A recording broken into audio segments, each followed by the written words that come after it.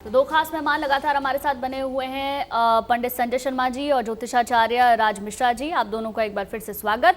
लगातार चंद्र ग्रहण को लेकर हम बातचीत कर रहे हैं, किन सावधानियों को हमें बरतना है, किन नियमों का पालन हमें करना है। तो राज मिश्रा जी, एक बार फिर से आप ही से शुरुआत करना चाहूंगी। सबसे पहले मुझे ये बताइए कि जब पितृपक्ष है और भारत में इसका असर भी नहीं है, तो उसके बावजूद क्या राशियों पर इसका असर पड़ेगा?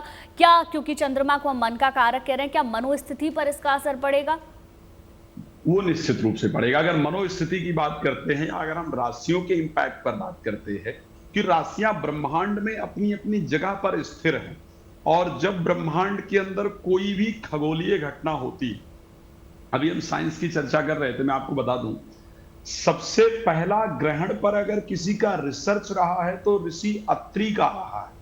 अत्रि मुनि ने सबसे पहले ग्रहण पर रिसर्च किया और बाकायदा ऋग्वेद के अंदर इसका वर्णन आता है। और वहां पर भी ब्रह्मांड में होने वाली प्रत्येक, सिर्फ मैंने एक बात कहा कि जो धार्मिक क्रिया है उसके अंदर किसी प्रकार का कुछ सोचने की आवश्यकता नहीं है। बट अगर राशि वाइज बात करेंगे तो डेफिनेटली राशि वाइज तो फर्क पड़ेगा, क्योंकि राशियां ब्रह्मांड के अंदर मौजूद हैं और हम सभी लोग ब्रह्मांड की प्रत्येक चीज से प्रभावित होते हैं।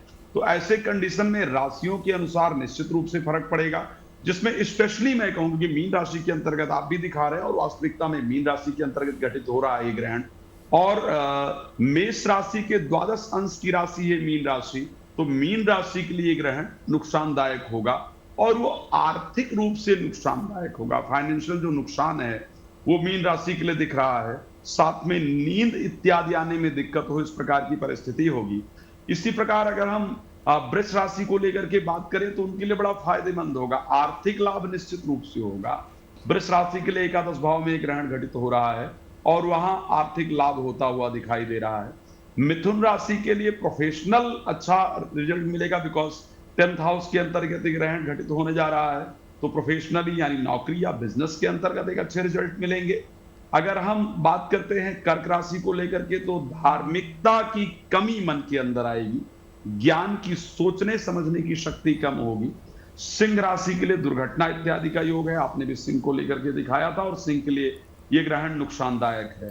कन्या राशि के लिए पार्टनर के लिए नुकसानदायक है, पार्टनर को नुकसान होगा, पार्टनर से संबंध इत्यादि खराब होंगे। तुला राशि के लिए शत्रुओं पर विजय निश्चित रूप से प्राप्त होगा। यदि कोई कोर्ट कचहरी में मुकदमा है तो उसमें आपको फायदा होगा, लेकिन उसके साथ साथ स्वास्थ्य का ध्यान रखना इंपॉर्टेंट है। वृश्चिक राशि के लिए जब हम बात करते हैं तो वृश्चिक राशि के लिए संतान को कष्ट देने वाला और एजुकेशन में प्रॉब्लम देने वाला यह ग्रहण होगा। धनु राशि के लिए सावधान रहने की आवश्यकता है, दुर्घटना इत्यादि का योग है।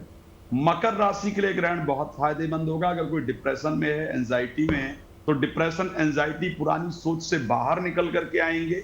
काफी सारी यात्राएं होने का योग है और पराक्रम लेवल बढ़ेगा।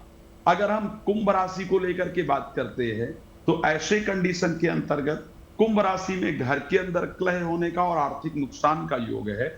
मीन राशि के लिए दुर्घटना का योग है, बिकॉज मीन राशि में ग्रहण घटित हो रहा है, तो मीन राशि के लिए दुर्घटना का योग है।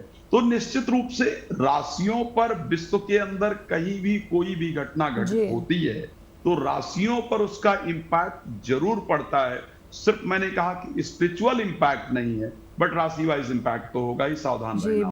एस्ट्रो तक ऐप पर आपको मिलेगा भविष्य से जुड़े हर सवाल का जवाब। डाउनलोड कीजिए एस्ट्रो तक ऐप और चुटकी में जुड़िए इंडिया के बेस्ट एस्ट्रोलॉजर से।